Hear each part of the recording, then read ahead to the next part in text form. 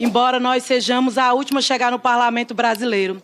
O Congresso Nacional, companheira Leila, senadora, demorou 109 anos para eleger a primeira mulher no Parlamento brasileiro, mas demorou 195 anos para eleger a primeira mulher indígena, Joênia Wapichana, e demorou 200 anos para ter a primeira mulher indígena a ser presidenta de uma comissão. Com muito orgulho, fui a primeira mulher indígena a ser presidenta da Comissão da Amazônia, Povos Originários e Tradicionais, no ano de 2023. Aqui também com minha companheira Juliana, que é indígena. E agora, recentemente, em 2025, sou presidenta da Comissão em Defesa do Direito das Mulheres. Gostaria de saudar aqui todas as mulheres brasileiras, que são mais do que a metade da população brasileira. É importante que, aqui, a partir dessa perspectiva, nós consigamos dialogar e fazer esse debate, a pauta inovadora que eu trouxe para essa comissão, para debater gênero e clima. Nós compreendemos que a primeira mulher da humanidade, a mais antiga, ninguém nunca fez essa pergunta, é a terra. E por isso que quando a mulher indígena chega também no Congresso Nacional, chega a uma comissão, nós fazemos a política não somente a partir do lugar de uma deputada. A floresta fala, a água fala, a Amazônia fala, o Cerrado fala. Nós compreendemos que as mulheres, meninas, enfrentam a vulnerabilidade diante de muitos desastres. Dados revelam que 80% das deslocadas climáticas no mundo inteiro, a maioria desses 80% são as mulheres. E aqui no Brasil, um caso que sensibilizou o mundo, a questão Yanomami. Mais de 30 meninas estrupadas, ocasionada resultado de garimpo ilegal em terra indígena, assim também como a mineração. É preciso que, nesse momento, trazemos a pauta tanto para o Congresso Nacional, mas também na agenda global, que hoje pensar a defesa ambiental não pode ser pensada somente como uma pauta progressista. Tem que ser urgentemente tratada como uma pauta humanitária. É futuricídio, mata hoje e mata também o amanhã. Os povos indígenas são 5% da população mundial. Protegemos mais de 80% da biodiversidade mundial. É importante dizer que a maior sumaúma, uma árvore da Amazônia, tem a maior árvore, que tem 60 metros, hoje ela tem de idade 500 a 800 anos. O prédio mais alto do Brasil, conhecido como Copacabana Palace, no Rio de Janeiro, demorou 3 anos para acabar a sua obra e ele tem 70 metros, apenas 10 metros mais do que a Sumaúma. É preciso entender o tempo da natureza e o tempo do homem. Reflorestar demora tempo demais e precisamos, inclusive, reflorestar a política. O Brasil pode perder em torno equivalente ao estado do Paraná, com mais de 11 milhões de habitantes, se aprovar o projeto que está prestes a ser aprovado nessa casa, que é conhecido como projeto da devastação. O dinheiro pode evitar a morte de uma mata, de uma floresta, mas o dinheiro não traz uma floresta, um rio de volta. Os países do BRIC, já deixei aqui indicado hoje, uma recomendação ao presidente da República para também orientar os países dos BRICS a destinação de 5% do orçamento para a área militar na agenda global de gênero e clima. É preciso dizer que também esse Congresso, nós temos um projeto de lei que foi o combate à violência às mulheres indígenas. Hoje, numa pesquisa na Amazônia, diz que se o Congresso brasileiro não parar de investir em projetos de retrocesso aos povos indígenas, 80% dessas áreas protegidas de indígenas na Amazônia beneficia 57% do agronegócio brasileiro. E que o déficit de primeira hora na economia será em torno de 338 bilhões. A floresta, a terra que sustenta a economia. E não a economia que sustenta a terra e a floresta. O dinheiro não é capaz de trazer outro planeta. Embora nós sejamos de países diferentes, de continentes diferentes, de lutas diferentes, nós compartilhamos o mesmo planeta.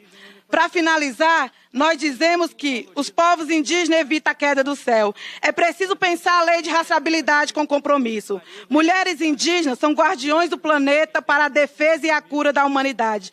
Inspirada numa cantora brasileira, Elcione, que diz que nós somos mulheres do fim do mundo. Eu digo mais, parlamentares comprometidas ajudam a evitar o fim das outras. Porque nós que sabemos que não existe parlamento se não existir floresta. Não existe parlamento se não existir planeta. Economia inteligente é uma economia que não nos mate. É o compromisso chamado de pensar a era digital, mas também a responsabilidade de reflorestar a política.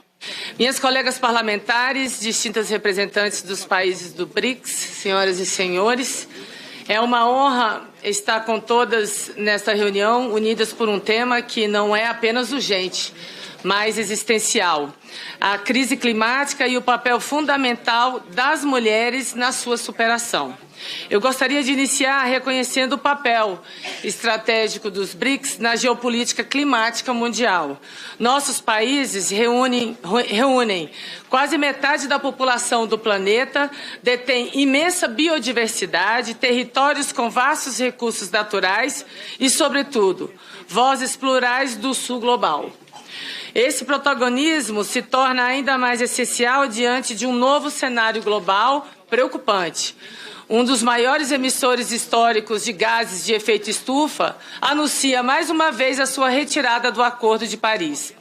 Isso não é apenas simbólico, é um retrocesso para o esforço coletivo da humanidade e reafirma que nós, do BRICS, devemos fortalecer nossas alianças e agir com firmeza, solidariedade e coerência.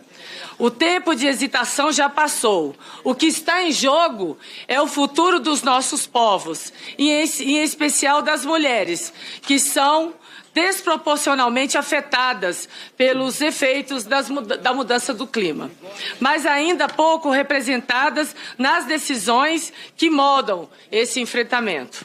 Precisamos de ações concretas, inclusivas e principalmente financiadas. E aqui faço uma cobrança clara, que deve ecoar como posição do BRICS. Os países historicamente mais responsáveis pelas emissões de carbono precisam cumprir sua dívida climática. Não é justo que os países mais pobres arquem sozinhos com os custos da transição energética enquanto enfrentam secas, enchentes e insegurança alimentar. O financiamento climático precisa chegar às bases e precisa, principalmente, chegar às mulheres. Nesse sentido, eu gostaria de discutir algumas propostas que, a meu ver, podem ser construídas de forma conjunta entre os nossos países. A primeira, a criação de um fundo BRICS para mulheres e clima, voltado a projetos liderados por mulheres em comunidades vulneráveis, como agricultoras familiares, líderes indígenas e empreendedoras ambientais.